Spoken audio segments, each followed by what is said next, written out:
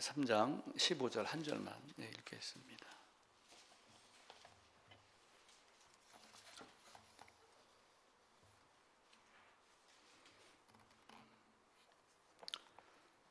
네, 3장 15절, 창세기 3장 15절입니다. 내가 너로 여자와 원수가 되게 하고 내 후손도 여자의 후손과 원수가 되게 하리니 여자의 후손은 내 머리를 상하게 할 것이요 너는 그의 발꿈치를 상하게 할 것이니라 하시고, 발꿈치를 이제 잡은 것이 이제 야곱이 에서의 발꿈치를 잡은 것이 하나가 있고, 이제 크게는 사탄이 여자의 후손 발꿈치를 잡은 내용이 여기 나옵니다. 오늘 주제를 인문학과 성경 말씀 이렇게 정했습니다. 지난주에 뭐 이런저런 얘기를 하다가 인문학 얘기를 잠깐 꺼냈는데 아마 이걸 한번 정리를 해야 될 필요가 있겠다 생각이 들었습니다. 세상에도 다양한 리더십 프로그램도 있습니다. 다양한 작가들이 여러 가지 상황을 극적으로 이렇게 만들어 표현을 해서 그것으로 어떤 교훈을 갖게 할까 이런 것들도 만들어냅니다. 그 대표적으로 또 하나 네덜란드에 가면은 우리 아마 국어책에도 나왔던가요? 그 네덜란드에 가게 되면은 그 한스라고 하는 소년이 댐이 무너지는 것을 손가락으로 막다가 팔뚝으로 막아서 그걸 해결을 했다. 무너지지 않게 했다. 이런 내용들이 있습니다. 그게 이제 원래는 미국의 작가가 만드는 거예요. 미국의 작가가 1800년도쯤에 1865년도에 그걸 만들었는데 그 내용이 네덜란드로 건너가 가지고 네덜란드에서 다른 내용으로 각색을 해가지고 한스라는 소년을 만들어낸 겁니다. 근데 그 얘기가 너무 많이 퍼지니까 사람들이 와가지고 도대체 이게 무슨 내용이냐, 그 댐이 어떤 거냐, 막 이렇게 얘기를 많이 물었다고 그래요. 그래가지고 네덜란드에서 한스 소년의 동상도 만들어가지고 아예 진짜같이 이렇게 했다고 그럽니다. 그래서 이 사례를 제가 인터넷 들어가서 조사를 하니까 어떤 분이 답글을 적었더라고요. 뻥치지 마. 왜 뻥친 내용을 가지고 이렇게 했어? 이렇게 받아들이는 사람이 있고, 한쪽에서는 이것이 그런 여러 가지 교훈을 주는 이런 교훈도 내가 만들어내겠구나 라고 받아들이는 사람이 있는 거예요. 그래서 이 세상에 나와 있는 많은 이야기들 중에 수많은 이야기가 있지만 그걸 보고 우리가 어떻게 받아들이냐의 마음의 넓이와 깊이에 따라서 세상 것이 우리의 것이 되기도 하고 그렇습니다. 왜 이 얘기를 드리냐면은 사실은 성경은 세상에 살고 있는 사람들에게 준 거예요. 에덴 안에 있는 사람에게 준 것이 아니고 에덴 밖에 있는 사람에게 준 겁니다. 그럼 에덴 밖의 상황은 어떤 상황이었어요? 가인의 후손 야발, 유발, 두발 가인이 만드는 세상이에요. 사실은 목축업을 하면서 먹고 사는 문제, 음악을 하는 유발에 의해서 가진 연극, 뮤지컬, 노래 뭐 이런 게 다 나왔죠. 두발 가인 창 만들고 쇠로 만들어서 전쟁, 나라 건설, 권세 이런 것들 다 이야기를 합니다. 그 가운데 던져진 사람들 속에 여자의 후손이 와서 그들을 이스라엘 나라 밖을 나라 안으로, 예수 그리스도 밖에 있던 것을 예수 안으로 옮기기 위한 과정입니다. 그러니까 그들이 세상을 만들고 이렇게 건설해 나가면서 사실은 자기들 나름대로 하나님에 대한 개념은 있는 거예요. 그 개념을 하나님을 못 찾다가 보니까 사실은 신화가 등장을 하고, 그 신화 속에 보면 다 뭐가 있어요. 우주의 만물 우두머리가 있고, 그죠? 어떻게 하면 제물로 바쳐서 뭐가 용서가 되고, 뭐 신들끼리 싸워서 최고의 왕 중에 왕, 만왕의 왕이 누구냐, 뭐 이런 얘기들로도 가끔 나와 있습니다. 이제 그런 이야기들을 가지고 우리 이제 거기서 해결을 못하니까 어디로 가냐면은 성경 안으로 들어갑니다. 제가 했던 강의도 그런 내용들이 많아요. 신화를 드러냈던 것이 아니라 인간이 삶이 어떻게 해야지 빨리 성공을 하고 성공을 무너뜨리지 않을까, 이런 내용들을 많이 강의를 합니다.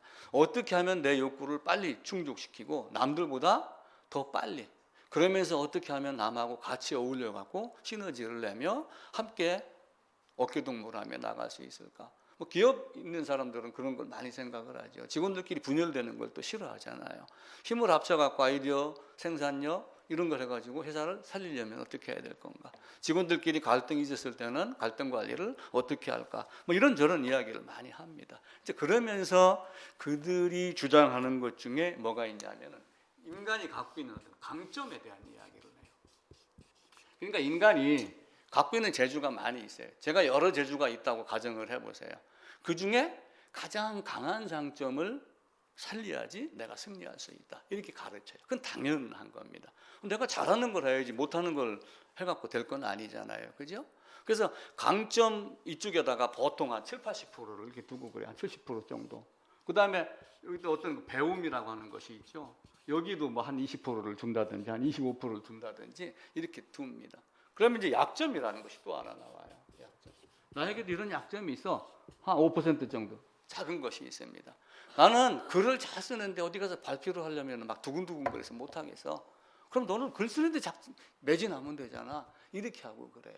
근데 이 말이 맞는데 이게 이제 한편으로는 틀린 말일 수도 있어요. 왜 그러냐면은 무너지는 거는 뭐 때문에 무너져요? 이것 때문에 무너지는 거예요. 다니엘서에 많은 예언을 해놓습니다. 세상에 대한 이야기. 그러다 나중에 로마에 대해서 쇠와 흙이 섞인 이야기를 해요. 쇠와 흙이 섞여 있으니까 어떻게 돼요? 발바닥이, 발이 쇠와 흙이 섞여져 있으니까 든든하지 못하잖아요. 결국은 로마도 무너질 거다 이렇게 생각을 해요. 위에는 엄청난 무기와 갑옷과 투구와 지식, 능력, 용맹 다 갖고 있어요. 근데 발이 지탱을 못하니까 결국은 그는 무너지게 됩니다. 요즘에 신문, 방송 보게 되면은 학교 폭력, 학폭에 대해서 많이 나와요. 예전에 그 미스트롯인가 하는데 중간에 한 여성이 학폭 때문에 시달리면서 방송을 타고 나는 자진 사퇴하겠다 울면서 기자회견을 하고 내려간 적이 있어요. 그 대타로 다른 분이 왔는데 그분이 우승을 했어요. 신기하게도 작은 것 하나인데 10년 전, 20년 것이던 이게 딱 드러나는 순간 큰 피해로 이어지는 거예요. 선거 때가 되면 어떻게 해요? 이번에 서울시장 선거했죠. 그러면 상대 후보에 대해서 좋은 점 얘기하나요?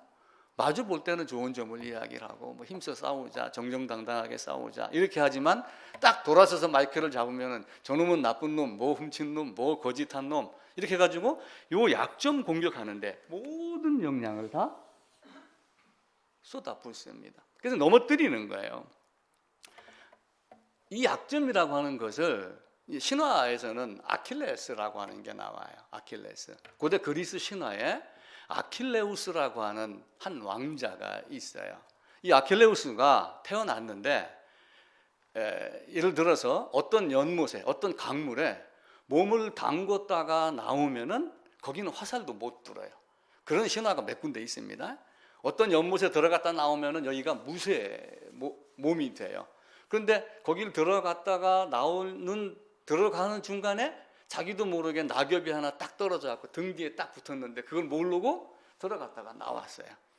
나중에 나오고 나서 낙엽이 이제 물기가 없으니까 떨어져 나갔겠죠. 그 자리가 뭐가 되는 거예요? 아킬레스건이 되는 거예요. 가장 약점이 되는 거예요. 그 자리에 화살을 맞고 죽었더라. 그러니까 이 아킬레우스도 자기 엄마가 신화에 나오는 엄마가 이 아들을 이제 그 연못 강물 속에다가 집어넣는 거예요. 집어넣는데 어디를 잡고 집어넣겠어요? 발목을 잡고 집어넣는 거예요. 발목을 딱 잡고 집어넣었다 꺼냈는데 밖에 나와 보니까 물이 안 묻은 자리가 어디예요?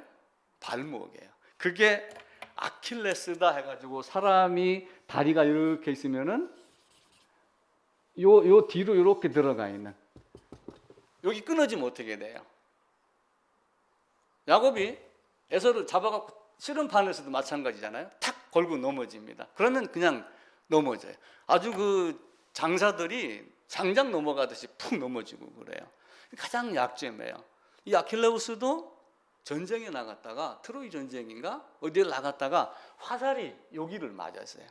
엄마가 손을 잡고 있었던 그 자리에. 그래서 개개인의 치명적 약점을 아킬레스건이다 라고 이야기를 합니다. 그럼 여러분의 아킬레스건은 뭐예요? 조입사님 아킬레스건 가장 치명적인 약점. 너무 이쁜 거? 너무 열심인 거? 권사님은 다 제격에 약점이 있어요. 근데 인간이 가장 약점은 사실은 죄악입니다. 다 숨기고 있지만 무화과나무 잎으로 가리고 있지만 그것이 사실은 약점이 돼요.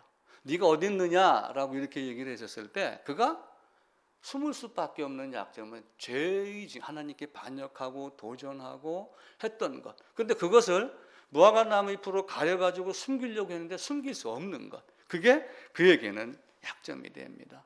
바울도 로마서를 쓰면서 물론 자기 이야기일 수도 있고 일반적으로 많은 사람들에게 하는 이야기도 있어요.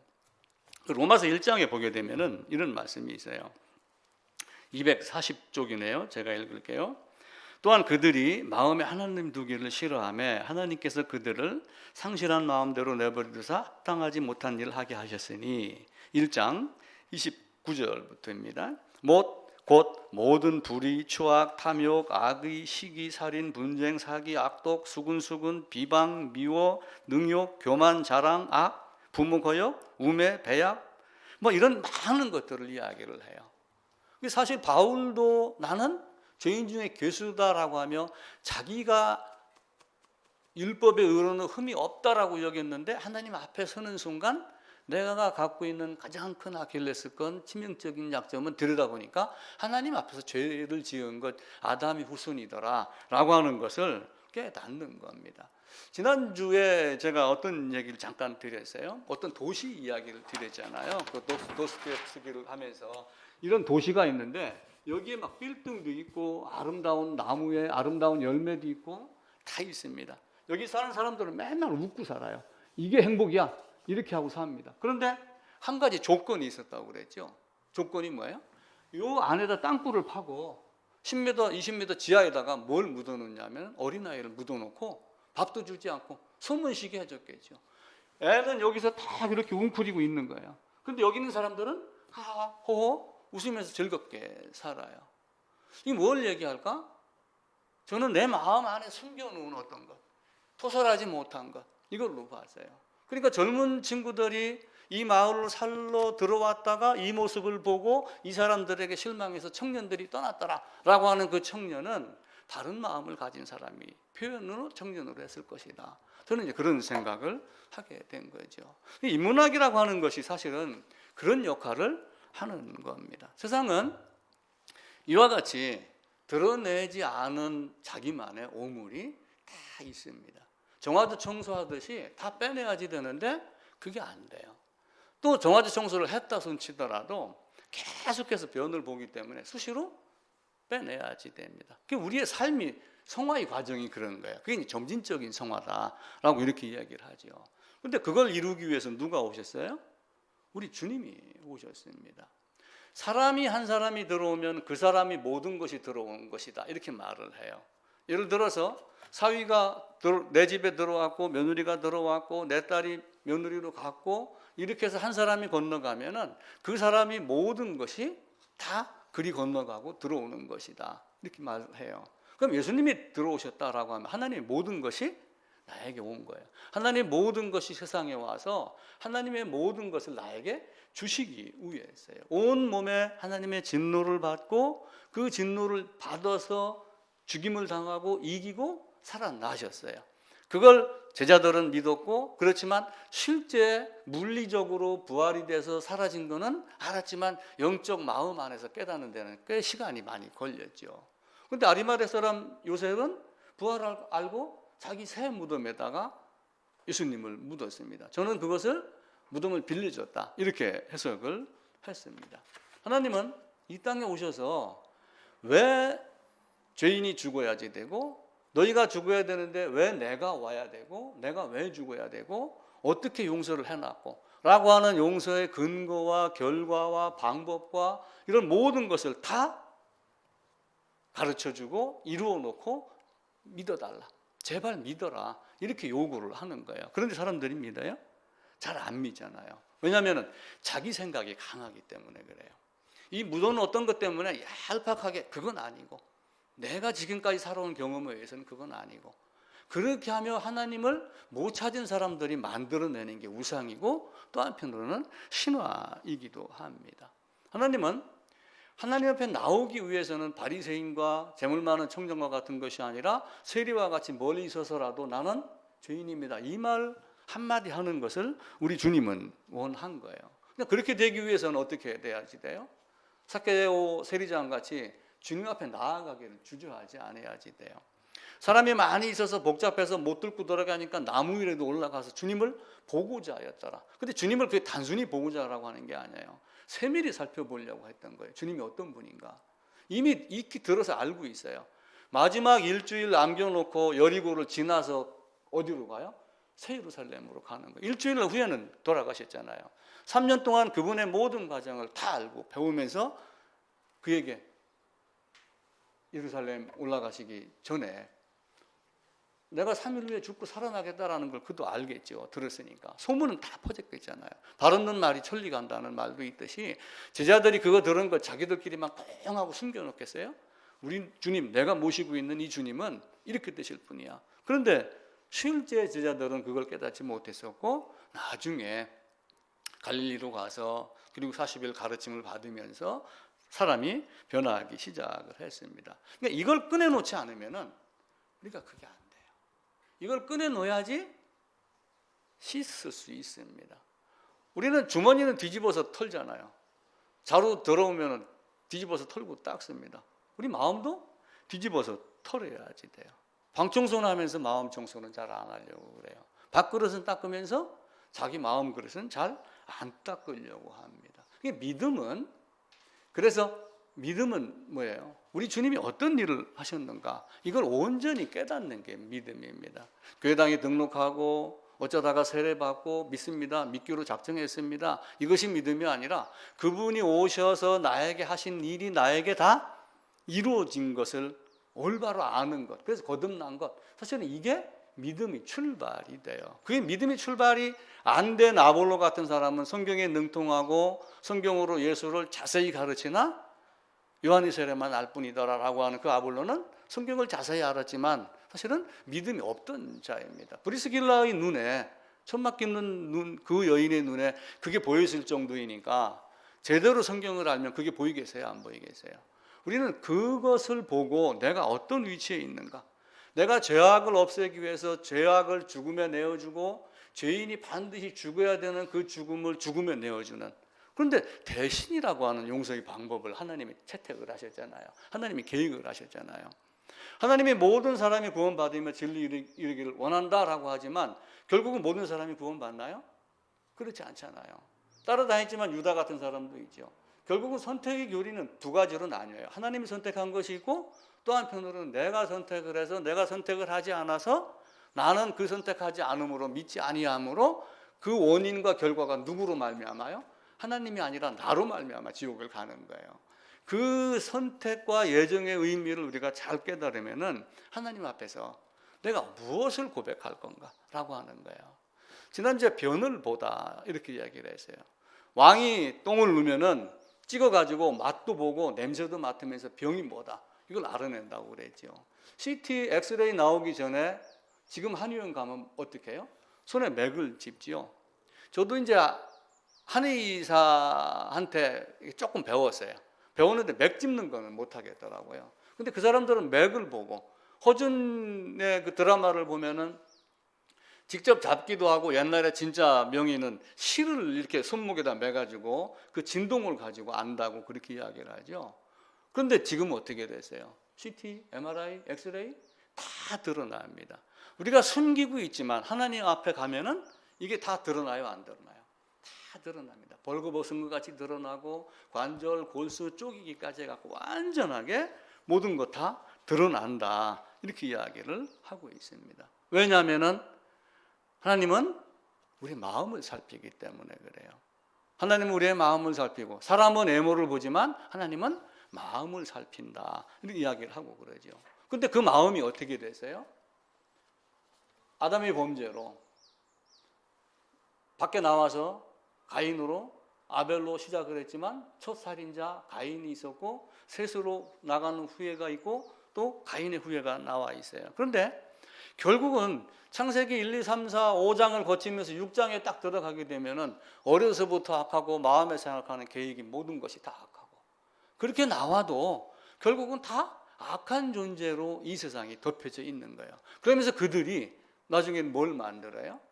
애굽의 경우는 금송아지 만들고, 금송아지 만들면서 사실은 누구를 찾는 거예요? 신을 찾는 거예요. 그게 신화라고 하는 것들로 이렇게 나오고 그러죠. 우리는 자기 것을 다 버리지 않으면 안 된다라고 하는 것을 꼭 생각을 하셔야 해요. 부끄러운 게 한 개도 없어요. 부끄러움이. 내가 만났던 어떤 분이 우연히 이런 얘기를 하더라고요. 만약에 내가 완전 100점 0.000000 전혀 0.00000 어깨가 나간 1%도 오류가 없이 천국에 가는 것을 확정 지어 준다면은 내가 원주 시내를 빨가벗고 돌아다녀도 내가 달리기 하락해도 나는 하겠다. 그런 정도로 천국의 소망을 갖고 있는 사람이 있었어요. 그러니까 부끄러움이 하나님 앞에서는 다 드러나야지 돼요. 무화과로 가린다고 해서 돼요, 안 돼요? 그걸 드러내고 나는 죄인입니다. 나는 가족옷이 필요한 사람입니다. 라고 애치고 땅을 치고 통곡을 하고 하늘을 향해서 울부짖어야지 그게 보일동 말동 하는 것이 우리의 모습이에요. 이걸 속에다 넣고 있으면은 지금은 감출 수 있어요. 사람은 묘한 동물입니다. 말할 줄 알고 쓸 줄 알고 그러지만 감출 줄도 아는 능력이 있어요. 조선 말기 시대에 흥선대원군이라고 있습니다. 세국 정치를 해가지고 외국에서 문물이 들어오는 걸 다 삼면 바다를 막았어요. 나중에는 이제 다 들어오게 됐지만 그 흥선대원군의 둘째 아들이 고종, 우리가 얘기하는 고종 황제예요. 고종 황제 부인이 명성황후입니다. 명성황후는 일본 자객에 의해서 살해를 당해가지고 지금도 뮤지컬이 계속해서 나오고 그래요. 근데 그 고종과 이 민자영이라는 여인이 결혼을 해서 자식을 낳았는데 첫아들이 죽었어요. 그 둘째 아들이 태어났는데 불행하게도 똥구멍이 없어요. 막혀 나는 상태로 태어났어요.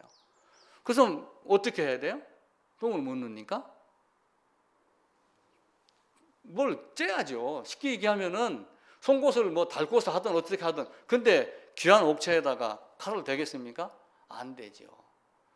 의술도 없었고 또 그런 것 때문에 결국은 그 아들이 얼마 못 가서 죽었습니다. 버리지 않으면 우리는 그와 마찬가지예요.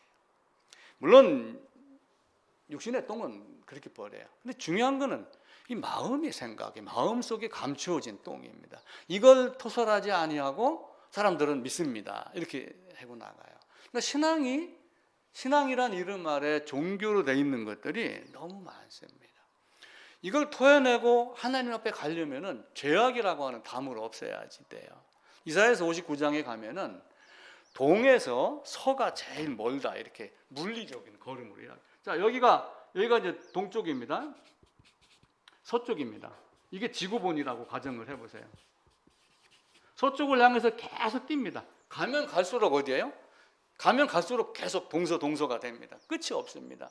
이사야서 59장에 보면은 한번 읽어봅시다. 이사야서 59장입니다.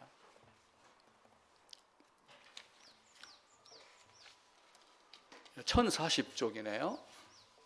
구약성경 1040쪽. 여호와의 손이 짧아 구원하지 못하심도 아니요 귀가 드나요 듣지 못하심도 아니라. 2절입니다. 오직 너희 죄악이 너희와 너희 하나님 사이를 갈라놓았고 너희 죄가 그의 얼굴을 가려서 너희에게서 듣지 않게 하심이라. 근데 이제 그 죄악이 내용이 뭐냐면 너희 손이 피해 너희 손가락이 죄악에 입술은 거짓말 혀는 악독을 내고 공의 행하는 자도 없고 진실하게 판결하는 자도 없고 허망하고 거짓 악행 죄악 독사의 알을 품으며 독사의 알을 품으면서 나오면 뭐가 나와요? 결국 독사만 나오죠. 이 안에 숨겨있는 이것들을 제거하지 않고서는 하나님 나라로 건너갈 수 없다. 누가복음에 보면은 부자와 나사로에 대한 이야기가 나와요. 그 부자와 나사로가 이제 부자가 죽어서 어디로 갔어요? 그거 오해를 하면 그럼 가난하게 살면 천국 이런 개념이 아니잖아요. 그죠? 아브라함 품에 안겨 있습니다. 그걸 보고 부자가 너무 뜨거워서 손가락으로라도 물을 찍어갖고 내 혀 좀 한번 서늘하게 해달라. 아니 손가락에 물을 찍어갖고 여기 된다고 서늘하게 돼요? 얼음도 없는데? 그런 정도로 고통을 받고 있단 말이에요. 그러면서 그가 부탁을 해요. 내 형제가 5이 있는데 제발 나사로를 보내가지고 우리 형제 5에게 가서 하나님 말씀 올바로 깨닫게 하고 여기를 오지 않게 해달라. 못 오게. 안 오도록 해달라. 그때 아브라함이 뭐라고 그래요? 한번 찾아볼까요? 누가복음 16장입니다. 123쪽이네요. 한 부자가 있어 19절부터 나오죠. 16장입니다. 123쪽입니다.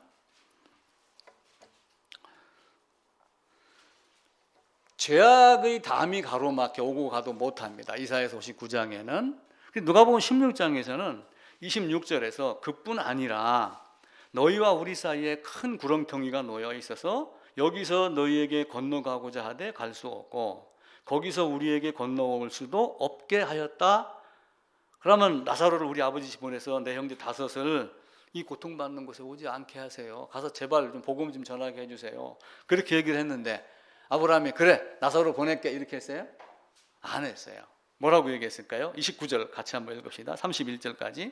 아브라함이 이르되 그들에게 모세와 선지자들이 있으니 그들에게 들을지니라. 이르되 그렇지 아니하나이다. 아버지 아브라함이여 만일 죽은 자에게서 그들에게 가는 자가 있으면 회개하리이다. 이르되 모세와 선지자들에게 듣지 아니하면 비록 죽은 자 가운데서 살아나는 자가 있을지라도 고난을 받지 아니하리라. 이적과 기적이 사람을 거듭나게 하는 게 아니에요. 모세와 선지자에게 들어라. 그럼 모세는 언제의 사람이에요? 모세가 이스라엘 백성을 이끌고 출애굽할 때가 BC 1446년도입니다. 이때 모세가 몇 살이냐면 80세예요. 근데 모세가 몇 살에 죽었냐면 120에 죽었거든요. 그러면 40년 빼고 나면 1406년입니다. 약 40년간 모세 오경을 기록을 한 것이 이걸 토대로 이스라엘 역사가 이루어졌고 이걸 가지고 주님이 오셔서 신약 성경이 이루어졌고 결국은 아브라함이 이야기하는 것은 모세오경 모세에게 들어라. 그럼 결국 이걸 들으면서 너희가 복음을 깨달을 거다. 예수님도 말씀하셨어요. 모세가 내게 대하여 기록하였다. 너희를 고발할 자는 내가 아니라 모세가 너희를 고발할 것이다. 아니 모세의 글도 믿지 못했는데 너희가 내 말을 믿겠느냐? 이렇게 하면서 모세오경에 대한 이야기를 해요. 물론 여기에는 선지자가 등장을 하니까 역사서를 포함할 수도 있겠지만은 그 역사서는 모세오경을 기준으로 해서 출발한 것이지 역사를 통해서 드러난 것이지 다른 건 아니거든요. 그럼 우리는 하나님 말씀, 예수님 자신도 모세가 나에게 대해서 기록하였다. 이렇게 얘기를 하며 제자들에게도 가서 선포해라. 모세와 모세율법과 시편과 내게 대하여 기록한 많은 것들로 가지고 말씀해라. 이렇게 선포하라 말씀합니다. 그러면은 우리는 뭘 가지고 성경을 배워야지 돼요? 모세오경을 가지고 배우는 거예요. 그 얘기가 다 어디에 나왔냐면은 창세기, 출애굽기, 레위기, 민수기, 신명기에 다 나와 있습니다. 그러면 이게 나오는 이 전의 시간은 하나님 알았어요, 몰랐어요? 아브라함도 있었고, 그죠? 가인도 있었고, 바벨도 있었고, 셋도 있었고, 노아도 있었고, 무드셀라도 있었고, 다 있습니다. 이 와중에 하나님을 못 찾은 사람들이 만들어낸 게 신화가 되는 거예요. 근데 그걸 가지고 거기에 매달리라는 뜻이 아니라 그걸 가지고 우리는 여기서 못 찾으니 누구한테 가야지 돼요? 하나님한테 가는 거예요. 또 바꿔 얘기하면은 우리가 신약 성경을 가지고 바울의 말에 의해서 더 열심히 공부하지만 결국 바울이 얘기한 것도 모세오경을 근간으로 한 복음의 해석이다. 이렇게 보는 거예요. 그러니까 우리가 복음서를 보는 것도 매우 중요하지만 구약의 성경을 아는 것도 매우 중요합니다. 이 모세오경을 우리가 제대로 알아서 내가 어떤 존재인가를 계속 드러내고 말해야지 돼요. 근데 말하는 게 쉽지 않죠. 말 참 어렵습니다. 이 말을 어떻게 하지? 아니 내가 쪽팔리게 내가 이렇게 했다고 어떻게 거짓말을 해? 어떻게 이걸 내가 이렇게 거짓말을 했다고 자백을 해? 이렇게 하면 말 잘하지 않습니다. 한국인이 갖고 있는 병난 전 세계에서 유일한 병이라는 게 화병이라는 게 있어요. 이건 한국에만 있다고 의학적으로 발표가 됐어요. 근데 화병이 왜 생겨요? 며느리도 화병 생깁니다. 왜 생겼을까요? 말 안 해서 생긴 거예요. 그래서 소리를 질러라. 가끔 산에 가서 막 와 당나귀기는 뭐 이렇게 해가지고 하고 나면 마음이 후련하다는 거예요. 이게 말하는 버릇이 우리에게 많이 없어요. 옛날 국어책에 보면은 3가지가 딱 있어요. 듣기, 말하기, 쓰기. 순서가 듣기, 쓰기, 말하기인가는 모르겠어요. 모든 인간의 학문은 듣고 쓰고 말하기로 다 이루어져요. 모든 인간이 배우는 거는 듣고 쓰고 말하고 해요. 이게 어떤 게 먼저인지는 모르지만 듣는 건 제일 먼저입니다.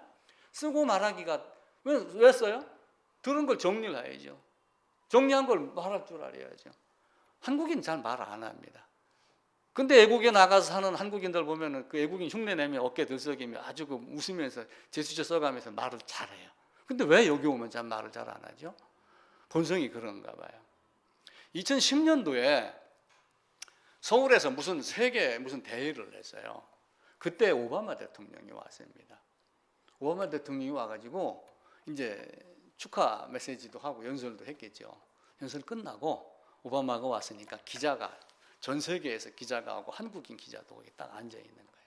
프레스센터에 딱 앉아 있는데 내가 한국에 와서 한국에서 이 세미나를 개최를 했고 내가 여기 왔으니까 여러분들 다 나에게 질문할 것들이 많지만 내가 한국인 기자에게 우선권을 주겠습니다.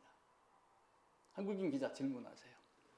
오바마에게 첫 번째 질문권을 지명을 받는 것은 대단한 영광입니다. 미국 대통령들 아니 청와대에서 대통령 나가면 너 이렇게 지명하죠. 그거 하려고 손 들고 난리가 난 거예요.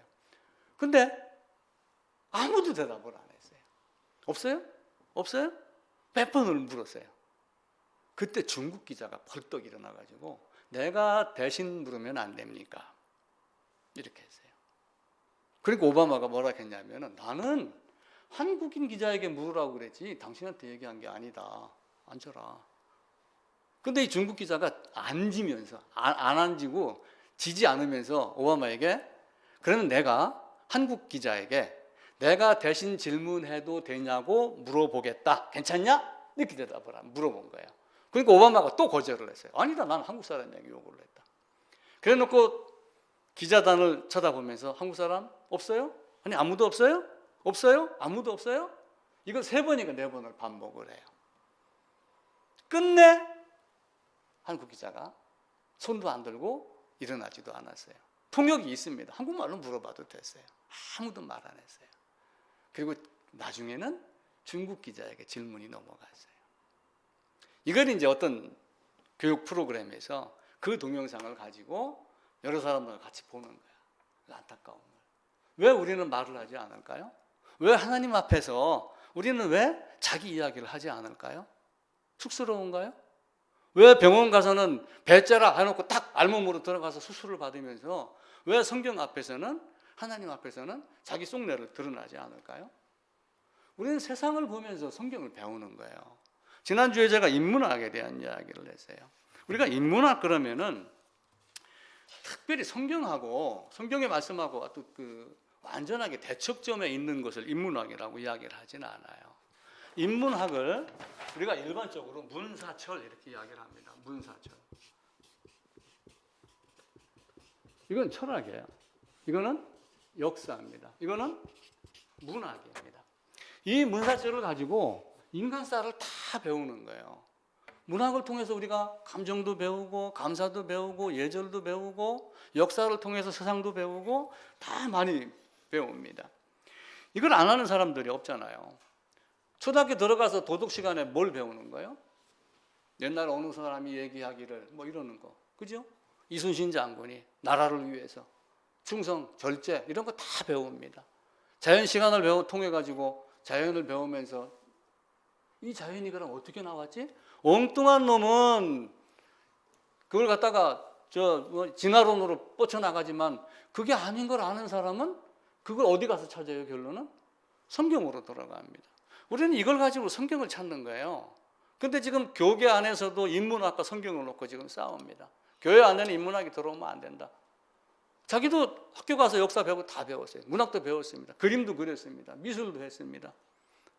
노래도 불렀어요. 그게 다 뭐예요? 이 문사철 안에 다 들어가는 거예요. 역사 배우다가 로마 시대 역사도 배웠죠. 그러다가 예수라고 하는 인물이 실존이었다. 이것도 압니다. 로마 역사를 배우다가 카타콤 이거 실제 있었던 거다. 아는 거예요. 그 왜 그래 생겼지? 우리는 궁금증을 유발하면서 해결을 못하니까 그 눈을 돌려서 결국은 어디로 가요? 세상으로 가요. 인간은 왜 죽지?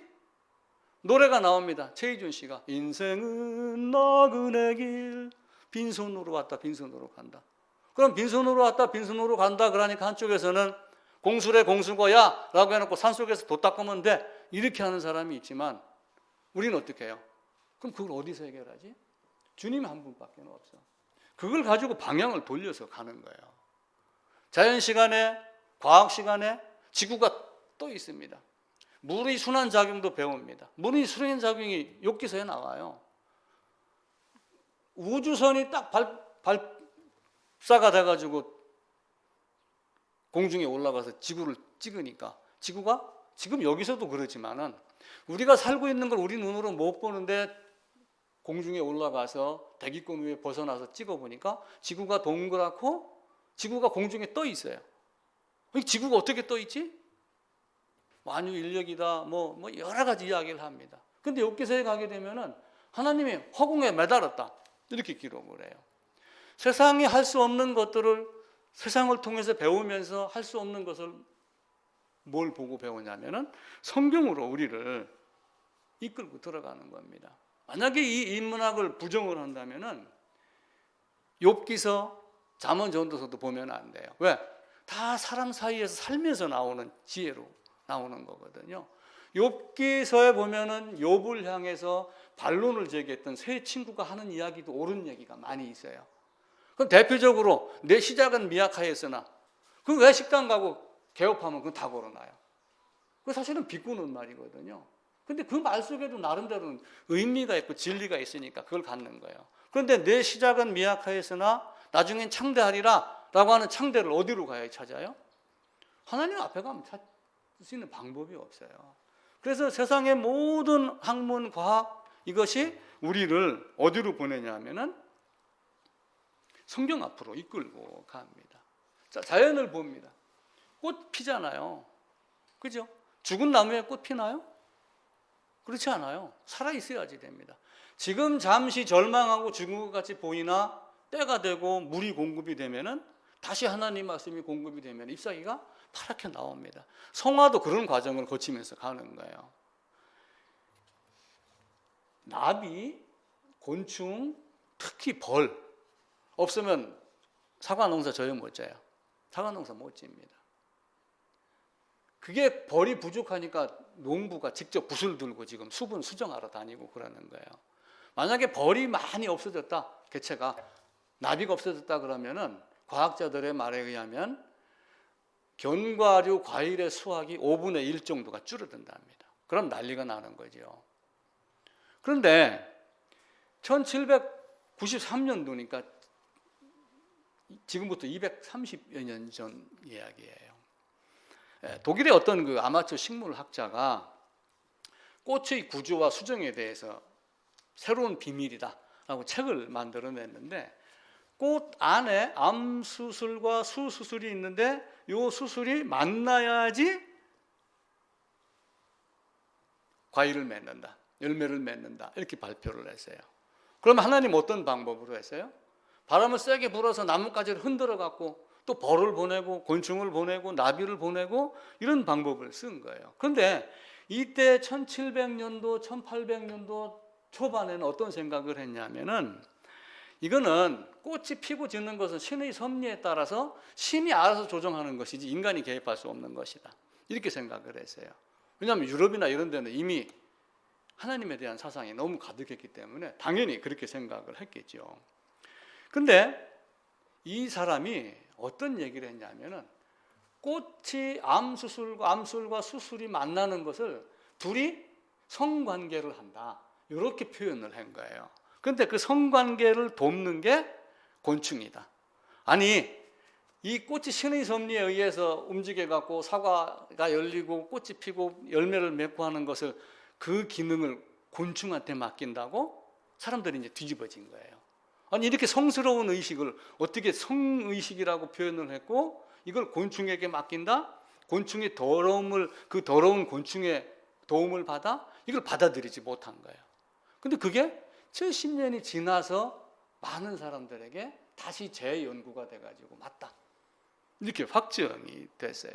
이 사람들은 내가 모르고 내가 이해가 안 되면 대문을 잠가버리는 거예요. 그리고 쪽문을 열어놓고 내 마음에 맞는 것만 몇 개 끌어다가 자기에게 사용을 하고 그럽니다. 자, 왜 이런 자연과학, 인문학 이걸 보고서 우리가 하나님을 찾을까요? 저는 이 글을 읽으면서 뭘 생각을 했어요? 중보자 그리스도 예수를 봤어요. 그 암술과 수술을 연결해주는 중보자, 중보자 그리스도에서 그들이 곤충이라고 여기고 벌레같이 여기던 그 아무것도 아닌 것에 의해서 우리가 이걸 여기에서 나온 걸로 먹고 살아야지 돼? 이렇게 반문했던 사람들을 향해서 우리 주님이 시편 22편에 보면은 나는 벌레요. 벌레와 같은 존재로 와가지고 사람에게 밟히고 그리고 매맞고 죽임을 당했어요. 우리는 세상을 보면서 성경을 보는 방법을 배워야지 돼요. 사람들이 다 비웃으며 입을 삐죽거리며 모욕하고 조롱하고 욕하고 다 이렇게 했어요. 그런데 그 조롱을 받지 않았다면, 그 벌이 나비가 가서 두 발 비비면서 그렇게 암술 주술 연결하지 않았다면 열매가 맺겠어요? 그런 걸 보면서 우리는 뭘 배우는 거예요? 하나님의 섭리를 배우는 거예요. 왜? 거기서 해결을 못하니까 우리의 눈을 어디로 돌려요? 창조주 하나님에게 돌리는 거예요. 제약의 담이 막혔어요. 제약의 담이 막힌 것을 어떤 사람들은 어떻게 했어요? 함에다가 동전을 딱 넣으면 땡그랑 소리가 남과 동시에 우리는 하나님 나라로 옮긴다. 연복계에다가 돈을 넣는 순간에. 가톨릭에서 그렇게 했잖아요. 옛날 교황시대. 루터가 그런 분노를 한 거예요. 그 분노가 없었다면 어떻게 되겠어요? 그게 아니라고 하는 것을 우리는 점점 알아나가는 거예요. 제가 아킬레우스에 대한 이야기를 들으면서 창세기 15장이 생각이 나가지고 오늘 본문을 정한 겁니다. 왜 그는 아킬레우스를 보면서 사람들은 나 뻥이야, 없는 얘기 뭐 자꾸 만들어내서 이렇게 하고 그러지만 내 눈에는 그걸 보면서 사탄이 예수님의 발목을 상하게 했다. 발목을 상하게 했다라고 하는 이 단어는 물어뜯다, 깨뜨리다 이런 의미를 갖고 있어요. 그러니까 완전하게 착사를 내겠다, 죽여버리겠다 이 의미를 가진 거예요. 그러니까 사탄이 발목을 상하게 하겠다라고 하는 나중에 결과는 어떻게 일어났어요? 십자가에 못 박아 죽이는 걸로 일어난 거기 때문에 결국은 그렇게 된 거예요. 그것이 죽이면은 예수님에게 아킬레스 건이 돼갖고 더 이상 효력이 없는 걸로 생각했지만 하나님은 그렇지 않은 분이니까 그분은 살아나시고 부활하셨습니다. 그게 우리가 하나님과 우리의 사이에서 발견하는 거예요. 야곱이 에서의 발목을 잡았습니다. 잡다라고 하는 것도 이제 이 사탄이 이제 그 여자의 우선 발 뒤꿈치를 갖고 이제 제가 연결을 시켜서 그 이야기를 본 거예요. 그럼 야곱이 에서의 발목을 잡았다라고 하는 것도 결국은 요 발목이 발꿈치하고 같은 단어를 써요. 성경에서는 그 발꿈치를 아킬레스 건을 잡아갖고 아예 없애버리겠다, 죽여버리겠다, 그냥 이렇게 얘기를 하는데 야곱은 에서의 아킬레스 건을 잡아가지고 뭘 했냐면은 에서의 것을 소유하겠다 이 의미를 사용을 해요. 붙잡다, 야곱이 에서의 발목을 붙잡다라고 하는 거, 붙잡다는 내가 요걸 가져갖고 붙잡아서 소유하겠다. 그러니까 그 바꿔 얘기하면 뭐예요? 나는 장자의 권한을 갖고 싶다라고 하는 거예요. 나는 거듭나고 싶다. 나는 하나님 나라에 들어가고 싶다. 하나님이 예정한 그것이 동면의 양면처럼 하나님이 예정했지만 내가 반응하지 않으면 안 되는 그 반응을 야곱이 한 겁니다. 사람은 할 수 없지만 하나님으로는 하잖아요. 이삭을 잉태할 때 사라에게 이야기를 했어요. 이삭 잉태할 거다. 그러니까 어떻게 얘기를 했어요? 에이, 내가 내 나이가 몇이고 내 주인의 나이가 몇인데 지금 잉태합니까? 그러니까 여호와 하나님이 말씀하셨어요.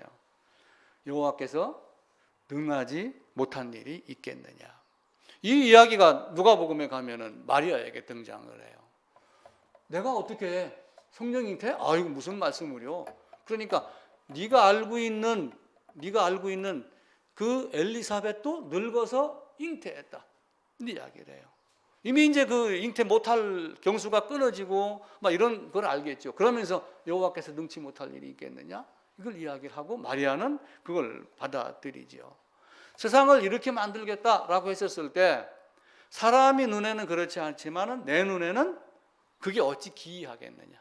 너희는 믿지 못하고 비웃었지만 그것이 나중에는 기쁨의 웃음이 되게 하겠다. 너희는 그걸 기이하게 여기지만 내 눈에는 기이하지 않겠다. 재물 많은 청년 바리새인이 와가지고 나는 내가 이렇게 계속 이야기를 해요. 마태복음 19장하고 누가복음 18장인가를 보게 되면은 내가 이걸 했습니다. 내가 이걸 했습니다. 나는 이걸 했습니다. 나는 이걸 했습니다. 계속 이야기를 해요. 그러니까 예수님이 뭐라고 그래요? 네 모든 것을 다 팔아. 모든 걸 다 팔아. 그러니까 그럼 누가 구원받습니까? 이렇게 물어요. 그러니까 하나님이 뭐라고 그래요? 우리 주님이 사람으로는 할 수 없으나 하나님은 모든 것이 다 가능하다. 그러니까 하나님의 생각과 인간의 생각이 다른 거예요. 우리는 세상에 살고 있으니까 세상의 학문을 안이 배울 수가 없어요. 세상의 학문을 안이 배우면은 성경을 볼 수 있는 능력도 없어집니다. 단지 세상의 학문 속에서 세상이 이야기하는 것과 하나님의 말씀이 다르다. 내 생각과 네 생각이 다르다라고 하는 것을 우리는 찾아가는 겁니다. 그래서 우리가 제대로 알면 제대로 배우고 그리고 바로 알면 바로 살고 이렇게 되는 거예요. 인문학에 대한 지난주 얘기가 있어서 설교 준비를 하는데 주중에 책이 한 권 배달이 됐어요. 고신총회에서 인문학에 대한 논쟁이 있었다라고 하는 책이 배달이 됐더라고요. 거기서도 왜 교회 안에 인문학을 끌고 들어오느냐 이런 얘기가 나왔어요. 한쪽에서는 아니다, 활용해야 된다. 제가 보는 관점하고는 많이 다릅니다. 교회가 성스러운 건 맞지만 교회는 죄인이 들어와서 대과청선을 하고 죄사함을 받는 곳이지 거룩한 존재들이 들어와서 거룩함 흉내내는 곳이 아니에요. 그 까르마조프에 나와 있는 그 얘기처럼 그 지하에다가 뭘 탁 숨겨놓고 꺼내지 않는 거룩한 척하는 사람들만 사는 교회당은 절대로 아니에요. 교회당은 어쩌면 세상에서 가장 더러운 오물통과 같이 돼야지 돼요. 단지 그 오물통을 비우는 역할을 누가 해요? 우리 주님이 오셔서 한 것 때문에 기쁨의 찬송이 나오는 거예요. 근데 나를 거룩한 척하고 거룩한 모양으로 저 사람은 성가대야, 저 사람은 목사야, 저 사람은 뭐 반사야 이렇게 해가면서 그걸 얘기하자 하는 것이 아니에요. 그러니까 인문학은 사전을 찾아보면은 인문학을 이렇게 이야기해요. 인간이 가치를 탐구하는 학문이 인문학이다. 인간의 근원을 이야기하는 것이다. 인간 내면의 세계를 살피는 것이다. 여러분 이솝 이야기 전집만 한 권 사갖고 처음부터 끝까지 5번만 읽어보세요. 세상사를 꽤 뚫습니다. 내 이웃을 내 자신같이 사랑하라 이 말 하기 이전에 이솝 이야기 책 찾아가지고 그 두루미와 그 여우가 서로 자기 집 방문하는 이야기 있죠. 두루미가 방문을 했어요. 여우 집에. 그랬더니 음식을 담아왔는데 이런 접시에다가 담아온 거야. 두루미 입이 주둥이가 어떻게 돼요? 이렇게 돼 있죠, 그죠? 두루미가 이거 먹겠어요, 못 먹겠어요? 못 먹잖아요. 내 이웃 똑바로 대접하라 그 얘기. 마음 씀씀이 똑바로 해라. 이거 다 가르치는 거예요. 그러니까 나중에 이 두루미가 여우를 자기 집으로 초대를 해요. 초대를 해갖고 음식을 어디다 담아요? 호로병에다 담아요. 이렇게 여우 주둥이가 여기서 멈추는 거야. 뭐 대로 받고 뭐 말로 갖고 뭐 이런 개념도 들어가죠. 그러니까 세상에 사실은 성경에 있는 말이 세상에 책에 다 있어요. 다 있는데 모르는 건 뭐예요? 죄사함을 모르는 거예요. 그걸 알면은 이게 다 알아요. 공술의 공수거 그거 모르는 사람이 어디 있어요? 최유진의 노래만 듣고도 그거 다 압니다. 그럼 그걸 어떻게 해결해요? 해결 못한 사람은 머리 깎고 산속에 있잖아요. 목탁 두드리며 맑은 정신으로 마음 공부한다고 그러죠. 근데 우리는 어떻게 해요? 그게 안 되는 걸 아는 거예요. 오라 나는 곤고한 자로다. 나는 죄인 중에 괴수다. 아무리 시건해도 나는 율법을 들이대면 죄만 나오는 존재구나. 그걸 알기 때문에 누구에게 달려가요? 성경을 들고 달려가는 거예요. 우리는 세상에서 그걸 배우는 거예요. 인문학을 멀리하면 안 돼요. 인간 문화책, 역사책, 미술, 음악, 미술만 봐도 우리는 미술을 이해 못하니까 그러지 어떤 추상화 같은 거 보고 설명하면은 나중에 가만히 들여다보면 그게 보여요. 설명을 듣고 이런 의미로 이런 그림을 그렸구나. 뭐 이런 거 한번 봐보세요. 예수님에 대한 그림도 굉장히 많아요. 근데 그림을 다양하게 그렸어요. 그 그림 그리는 화가나 작가가 표현하고 싶은 의도가 있는 거예요. 그걸 우리가 보는 눈이 없기 때문에 성경으로 달려가야지 됩니다. 그래서 우리가 이걸 부정을 하면은 사실은 세상 밖으로 나가야지 돼요. 그러니까 이제 이게 제대로 되려면은 사실은 바울이 고백이 돼야지. 나는 공고한 자로다. 누가 나를 이 사망의 몸에서 건져내랴. 이게 끊임없이 돼줘야지 돼요. 앞부분에서 이미 복음에 대한 이야기를 다 했지만 7장에 가면 그 얘기를 또 해요. 6장에서 연합 얘기하고 7장에서도 사망에서 생명으로 옮겨가는 두 남편과 한 남편에 대한 이야기를 다 하면서 또 마지막에 7장에 가서는 또 예수를 이야기하기 위해서 8장 1절에서 나는 공고한 자로다. 누가 나를 이 사망의 몸에서. 그 사막의 연속 속에서 사는 거예요. 근데 그걸 아는 사람과 모르는 사람의 차이가 있는 거예요. 한번 말씀드렸죠. 도스토옙스키인가 그 사형당했던 사람, 사형당하다가 건져난 사람. 그 얘기 다시 한번 드려볼게요.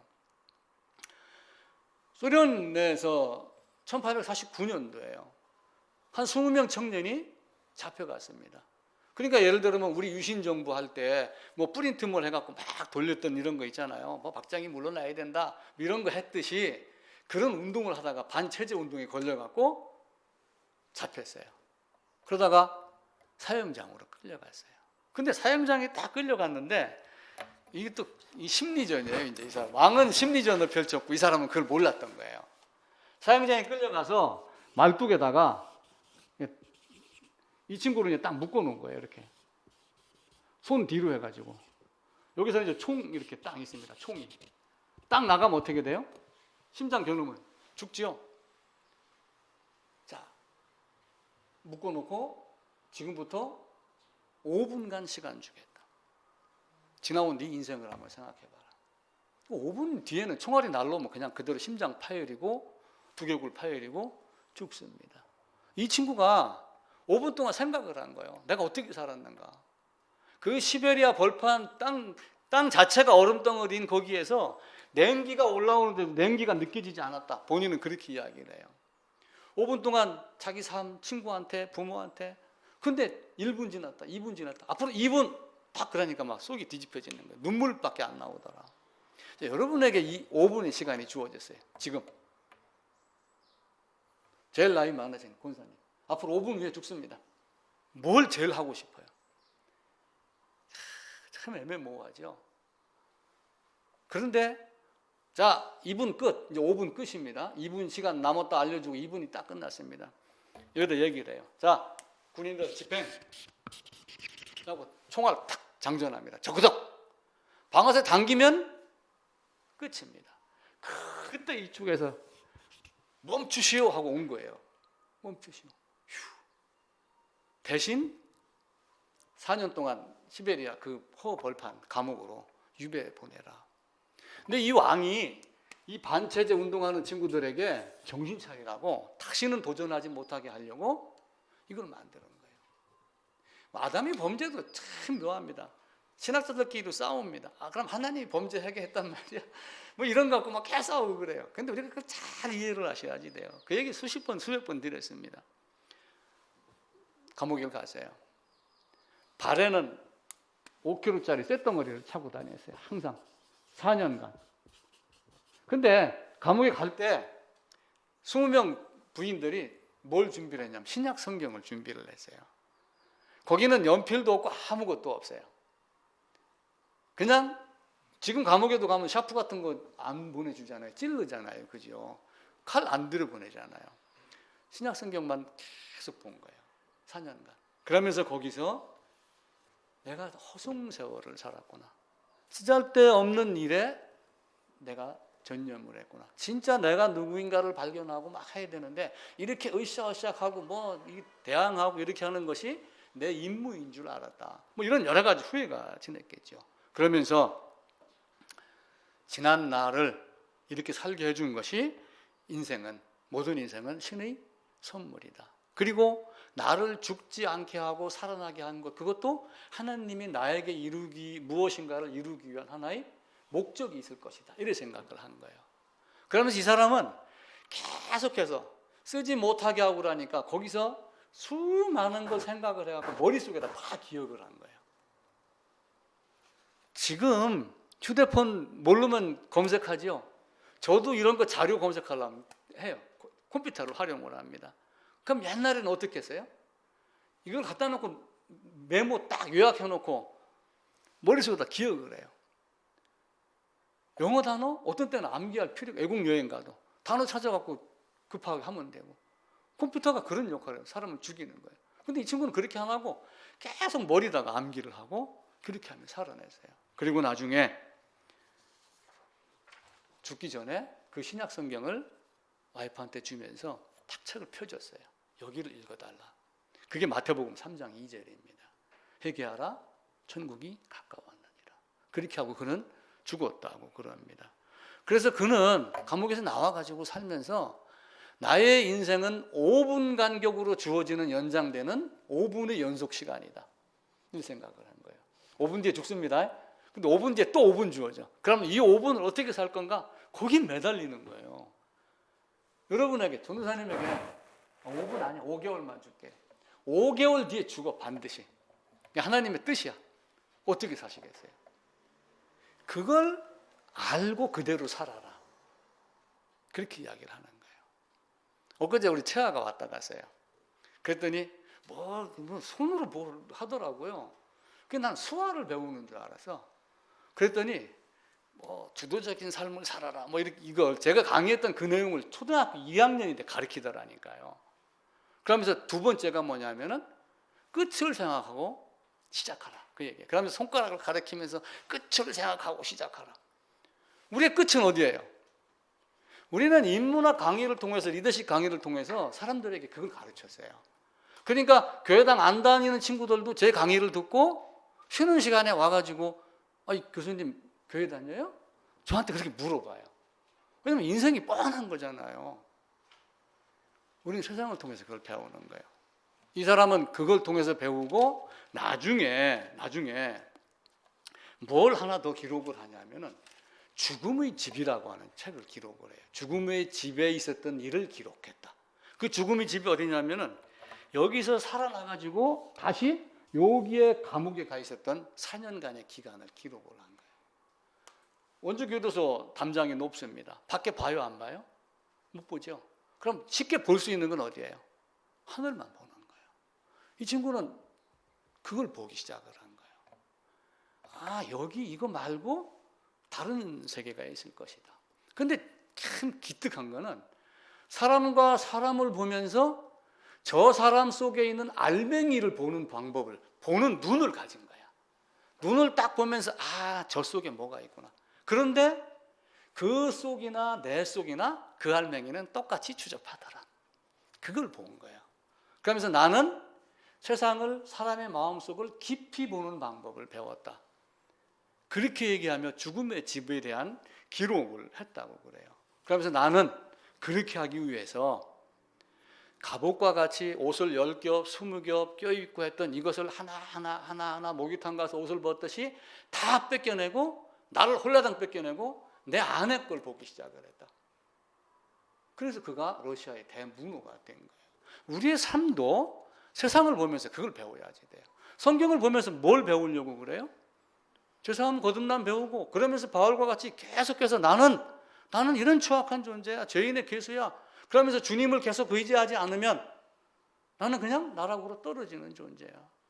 웨슬레 같이 급진적인 성화가 일어나갖고 한 번 되면 100% 난 온전하게 살 수 있다, 이런 자만이 아니라 나는 넘어질 때도 있고 다시 일어날 때도 있고 이런 존재다. 철로역정 책 한번 봐보세요. 그죠? 가다가 감옥에 갇히기도 하고 시장에서 눈 뽑혀 죽기도 하고 이런 내용들이 많이 나오잖아요. 그런 내용을 보면서 내가 어떻게 살아야 될까, 이걸 아는 거예요. 사람의 마음의 깊이를 상대만 보는 게 아니라 자기 자신을 보고 배우는 거예요. 이게 우리가 세상에 살면서 배웠던 거예요. 근데 중요한 건 뭐예요? 보는 것보다 더 중요한 거는 그걸 드러내는 용기예요. 그게 진짜 용기예요. 그래서 세상에서도 무슨 얘기를 해요? 재작년에 책 나오면서 거절할 수 있는 용기, 거부할 수 있는 용기, 이런 내용들이 많이 회자가 됐어요. 누가 나를 어디로 끌고 가려고 그럴 때 나는 아니야. 나는 내 신분은 크리스찬이야. 나는 목사야. 나는 그래서 거기 갈 수 없어. 설령 이것이 손해가 된다 할지라도 나는 그걸 거부할 수 있는 것. 이걸 할 수 있는 능력이 자기에게 나오도록 드러낼 수 있는 용기. 그 오바마가 이야기 묻는데도, 한국 기자에게 질문권 주겠다고 하는데도 자기 속을 드러내지 못하고, 통역이 있으면 한국말로 하면 어때요? 참 묘합니다. 얼마 전에 몇 달 전인가 그럴 거예요. 어느 신문사의 여기자가 문재인 대통령에게 질문을 했는데 좀 과하게 질문을 했어요. 잘렸다든가 다른 부서로 전보됐다 하던가 그렇게 했어요. 그래도 그 사람 아마 그럴 당할 걸 알면서도 아마 질문을 했을 거예요. 쉽게 얘기하면 당신 정책 그거 잘못된 건데 왜 잘못된 걸 알면서도 계속 하느냐, 이런 식의 질문을 한 거예요. 머뭇머뭇했겠죠. 아마 청와대에서 그 신문사 사장에게 전화를 했을지도 몰라요. 다른 자리로 갔다고 하는 얘기가 있더라고요. 그래도 자기가 할 수 있는 이야기를 해야지 돼요. 그는 감옥에 있으면서 바퀴벌레가 기어다니는 것 같은 저 지하 2층에 있는 그런 마음, 그런 방과 같은 자기의 마음이다. 그렇게 자기 자신을 표현을 했습니다. 그런 데서 살아났던 그 사람이 거기 20명이 그렇게 다 살아나왔어요. 제가 허드슨 강의 기적 155명 이야기를 했죠. 그 사람들 다 어떻게 살았겠어요? 그럼 20년 동안 감옥생활 20명이 4년간 감옥생활하고 그 이전에 사형 멈춤 5분 이렇게 하다 살아났고 이렇게 했는데 나와갖고 사는 삶이 다 어떻게 됐을까요? 각자 다 방향이 달랐겠죠. 우리는 세상의 걸 보고서 주님을 찾는 사람이고 주님을 안 찾고 오히려 더 무시하는 사람도 있고 그래요. 이런 삶이 아니라 우리는 우리의 마음 이걸 같이 하지 돼요. 세상에서 제일 먼 곳이 성경에는 시편 103편에는 동에서 서가 먼 것 같이 너희 죄악을 멀리 옮겼다 이렇게 표현을 해요. 뭐 가도 끝이 없는 동에서 서니까 남과 북은 극이 있으니까 멈춤이 있잖아요. 근데 물리적인 거리는 동에서 서가 멀 수도 있어요. 근데 또 한편으로 이 세상에서 가장 먼 곳이 있어요. 어디예요? 머리에서 가슴이에요. 머리에서 가슴. 여기서 코가 있고 입으로 해갖고 말이 나옵니다. 근데 여기에 뭐가 있어요? 가슴이 있어요. 가슴이. 입으로 말이 막 나옵니다. 자, 듣기, 쓰기, 말하기 이 세 가지가 인간의 기본으로 다 배우는 거예요. 다 듣습니다. 귀가 2개입니다. 다 들어요. 듣는데 여기 머무러서 있는 사람이 있고 여기에 32cm밖에 안 되지만 여기로 못 가는 사람이 평생 있는 거예요. 근데 인간은 교활합니다. 교만합니다. 기가 막히게 위장을 해요. 입술은 다 여기 있는 걸 말하는 것 같은데 여기서 나오는 사람들이 있어요. 여러분 이게 보여야지 돼요. 저는 보여요. 그게 내가 뭘 판단하고 했다 이런 뜻이 아니에요. 살다 보면은 말의 색깔이라는 게 있어요. 입이 성경 말씀에 있잖아요. 음식의 맛을 분별함과 같이 귀도 그 분별해라. 귀걸이 빼내면 안 되는 거예요. 귀걸이 빼갖고 왜 금송아지 만들었어요? 그걸 거부한 거예요. 삼성에서 예전에 이건희 씨 아버지 이병철 씨 그때는 신입사원들 면접 보고 할 때 그 옆에 누가 앉아 있었는지 알아요? 역술가 백운학이라고 하는 분이 앉아 있었어요. 그래갖고 서로 눈짓을 주고받습니다. 백운학 씨가 딱 사람을 보고 뭐 걸어오는 자세부터 인사하는 거, 뭐 눈동자, 눈빛, 말투 이런 걸 다 보겠죠. 고개 끄덕거리고 손으로 막 이렇게 하면 합격, 이렇게 하면 불합격. 사람 보는 사람이 있는 거예요. 이 도스토옙스키가 자기 자신을 보고 자기를 드러냈듯이 우리도 그걸 알아야지 돼요. 성경을 통해서도 알아야지 되고 또 한편으로는 그러니까 성경을 통해서 어떻게 봐요? 그런 사람들이 있지만 성경에서도 나는 내가 모든 것 다 팔아. 그럼 누가 구워 넣습니까? 이렇게 따지는 사람이 있는 거야. 그런데 세리는 멀리 서서 왜 한편 강도는 욕하고 죽고 한편 강도는 욕하는 사람 말리면서 주님 나 좀 살려주세요. 그렇게 했을까요? 그럼 나 좀 살려주세요 했다고 낙원 간 건가요? 그 살려주세요 당신 나라에 나도 임하게 해주세요라고 하는 그 말 속에 수많은 내용이 사실은 포함이 되어 있는 거예요. 그걸 보야지 그 문자만 나놓고 나도 낙원에 보내주세요 아멘 그런다고 천국 가나요? 그건 아니잖아요. 성경의 단어 하나에 수많은 의미가 포함이 되어 있는 거예요. 역사서, 선지서, 신약 성경 다 많이 있지만 모세가 얘기한 그 창세기, 출애굽기, 레위기 그리고 훈련받은 것 다시 한번 강조하는 것 요 5경만 알아도 우리는 신앙에서 자유로울 수 있어요. 정말 자유자다운 신앙 모습. 어거스틴은 고백록을 썼어요. 아우구스티누스, 우리가 어거스틴이라고 얘기하는 그 아우구스티누스는 바보 쪼다 같아갖고 자기 간음했던 거 17살 때부터 시궁창 돌아다니고 결혼하고 여자하고 살고 바꾸고 이 얘기 했겠어요? 드러낼 수 있는 용기가 있던 거예요. 나는 이런 추악한 존재였습니다. 그게 안 돼서 고민을 한 적이 있어요. 머리는 똑똑해가지고 수사학 교수가 됐어요. 로마에서. 얼마나 좋아요. 그런데 마음에 있는 것을 숨기지 못한 거예요. 그래가지고 교수직을 내려놓고 어디로 갔냐면은 그 무슨 동네인데 한적한 시골로 갔어요. 시골로 가가지고 진짜 골방 기도를 한 거예요. 이거 어찌할꼬. 내가 수사학 교수도 되고 다른 사람들 앞에서는 성공했다 소리도 듣고 참 말도 잘하고 뭐 다 잘하는데 요 감춰 있는 거 이걸 지금 어떻게 내가 해결을 할까? 그러고 있는데 담장 너머에서 소리가 들린 거예요. 노래소리가. 집어들고 읽어라. 집어들고 읽어라. 톨레레게 톨레레게 하는 그 말씀이 나오는 거예요. 그래가지고 그냥 무작정 성경을 딱 틀고 딱 펴서 읽었는데 로마서 13장이 펴진 거예요.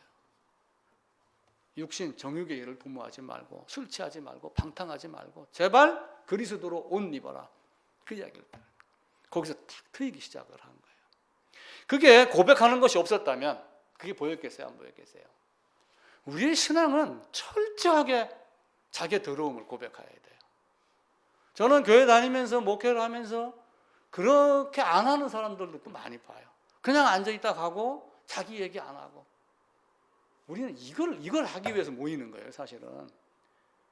은연중에 저도 제 더러운 얘기를 가끔 하고 그래요. 너무 얘기 진하게 하면 불편하니까 얘기를 잘 안 하죠.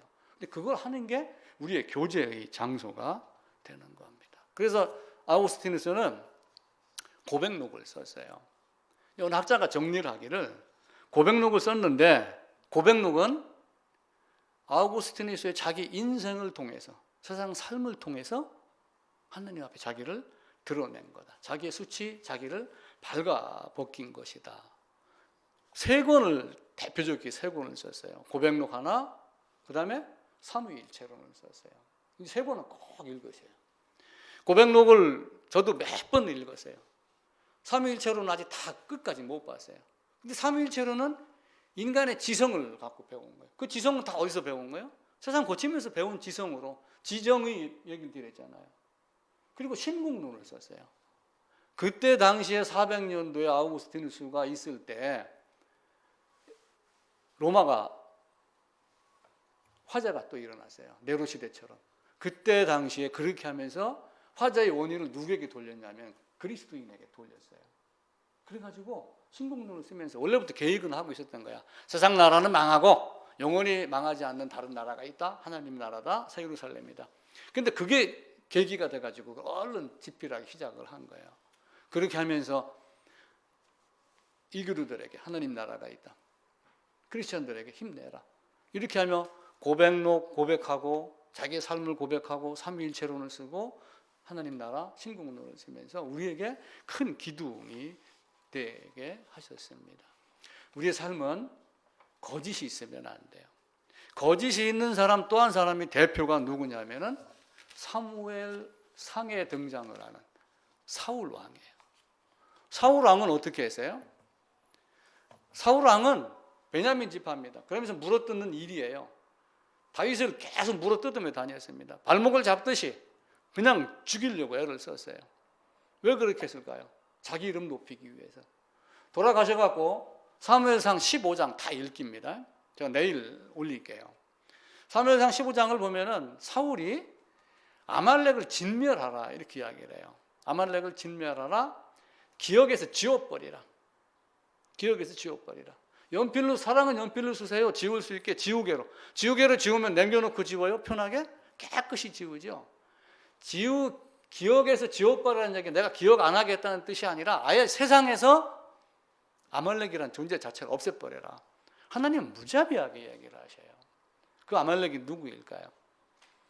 여러분을 건드리는 세상의 모든 것들이에요.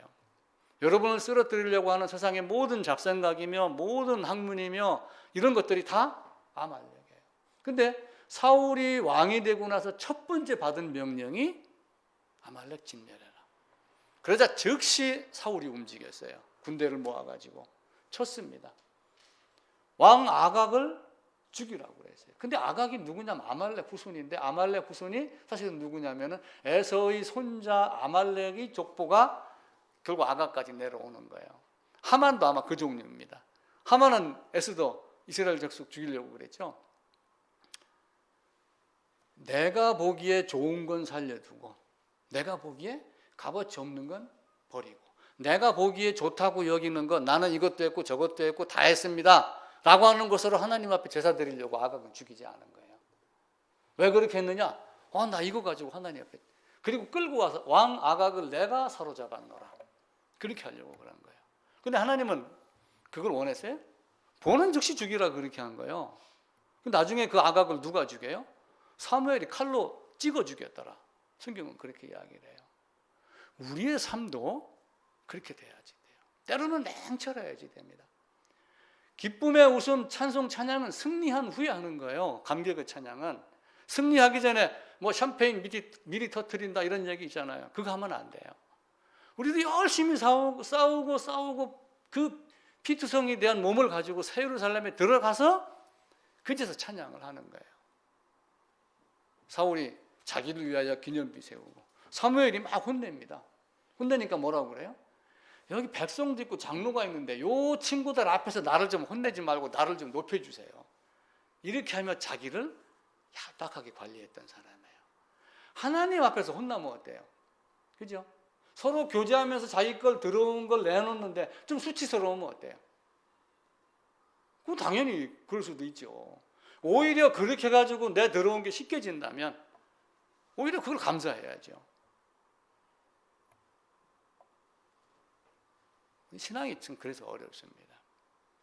우리를 나 자신을 다시 잘 살피면서 이 악을 없애라는 것 없애고. 그래서 왜 신화가 생겼어요? 하나님 못 찾아서 만드는 게 신화예요. 우리는 그걸 보면서 성경을 향해서 마음 계속 갈 수 있게 그렇게 하고, 또 아름다운 주일 또 한 주간 만드시고, 또 코로나가 지금 굉장히 또 더 확산이 많이 되고 있는데 더욱 조심하시고, 또 병원에 입원한 우리 김 목사님 위해서 기도도 하시고, 또 아름다운 한 주 만들어내도록 부탁드리겠습니다.